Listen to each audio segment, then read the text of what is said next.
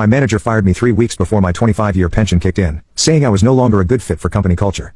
When I asked HR about my pension, they said employment was terminated before vesting period completed. I just smiled and said, "You're absolutely right about company culture." Then I sent everything to the labor board.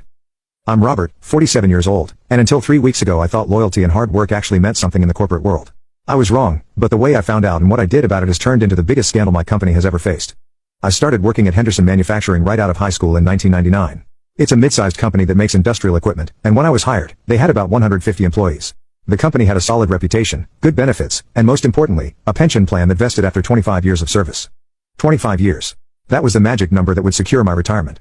The pension was generous too. After 25 years, I'd be entitled to 60% of my final salary for life, plus full health benefits.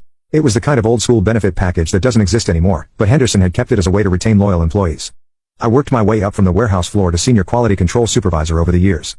I never missed a day unless I was genuinely sick, I stayed late when needed, I trained new employees, and I consistently received excellent performance reviews. I genuinely loved my job and took pride in the quality of work our company produced. The problem started 18 months ago when Henderson hired a new operations manager named Derek Walsh. Derek was 35, had an MBA from some prestigious university, and came from a larger corporation that had modernized their operations. From day one, he made it clear that he thought Henderson was stuck in the past. Derek immediately started implementing changes. He eliminated the company Christmas party to reduce unnecessary expenses. He cut the employee break room budget and removed the free coffee.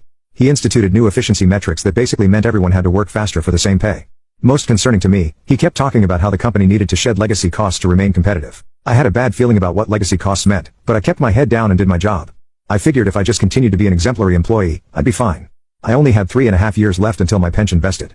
Derek seemed to have a particular problem with me from the start.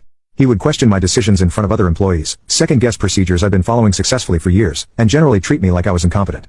When I tried to explain why certain quality control processes were important, he'd cut me off and say things like that's not how we do things in the modern business world. The situation got worse when Derek hired his nephew, Tyler, as a management trainee 6 months ago. Tyler was 22, fresh out of college with a business degree, and had zero experience in manufacturing or quality control. But Derek immediately started grooming him for leadership roles and having him shadow various department heads. I tried to be welcoming to Tyler and offered to teach him about quality control processes. The kid was actually pretty smart and seemed eager to learn, but it became obvious that Derek had bigger plans for him than just training. 3 months ago, Derek started documenting every minor issue he could find with my work. If I was 5 minutes late coming back from lunch, he'd make a note. If I questioned one of his new procedures, he'd write it up as resistance to change. If I suggested an improvement to a process, he'd frame it as failure to follow established protocols. I could see what was happening, but I didn't know how to fight it. I'd never been in trouble at work before, and suddenly I was getting written up for things that had never been issues in 24 years of employment. 2 months ago, I requested a meeting with Derek to address the situation directly.